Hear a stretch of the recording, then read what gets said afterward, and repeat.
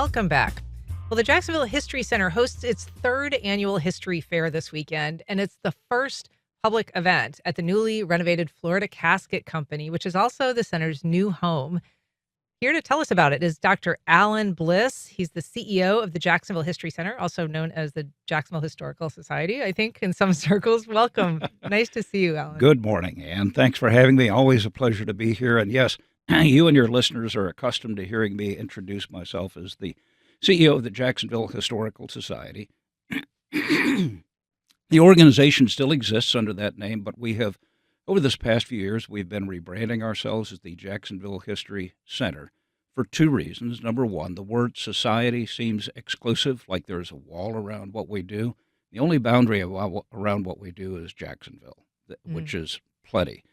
The other reason for the change is that we are, for the first time in our 96 years of existence, pivoting to an organization that has a venue, a physical place where we actually can represent, exhibit, and share Jacksonville's stories. That's the Jacksonville History Center, and that's the result of our project that you just mentioned, the renovation of what used to be the old Florida Casket Company building. So those of us who know the Historical Society as it was, we always think of the buildings along A. Philip Randolph, but that's only part of the campus that you now have, which is two different locations and four buildings, including this new, well, not new. I mean, the Casket Company is not new. It is a historic building, but it is newly acquired. It's a historic building, but it's like new. It's a 105-year-old building whose effective date of construction is 2025. It is a complete renovation. But yeah, you're right. We have two historic campuses, one on either side of the arena.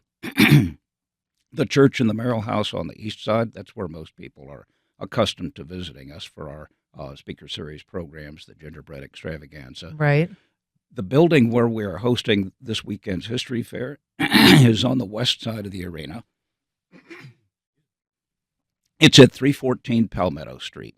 Okay. It fronts on the street across from the arena. We're immediately north of the Maxwell House coffee plant, and we have two buildings on that campus. The Florida Casket Company building is a three-story factory on which we have just completed a $3.5 million renovation. So this event, the History Fair, is how we begin to fill those spaces with Jacksonville's stories. Yeah. And so this casket company, I mean, first of all, we should sort of explain it. There were caskets actually manufactured there. Yeah. It is adjacent to the old St. Luke's Hospital, which is also one of these buildings on site that you own. I've heard it said that there's not necessarily a direct connection between the two. I see where you're going with that, and we've heard that one before. So the old St. Luke's Hospital is where my offices are. It's where the archives operate out of. It is an 1878 building, the first building built in Florida to be a hospital, and it's the oldest building to survive the Great Fire.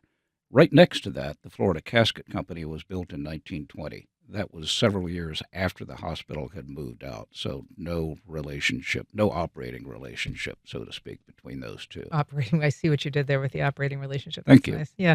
And so this event this coming weekend is really going to be the first opportunity. Most people have had a chance to kind of peek inside this renovated casket factory building. What all is going to be there eventually?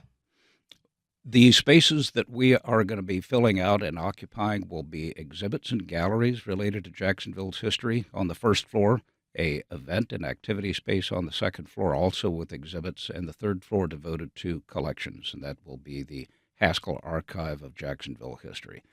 And so some of the history that is going to be showcased is Jacksonville's musical history. Some of it's going to be civil rights history, but it really is going to kind of run the gamut on that first floor.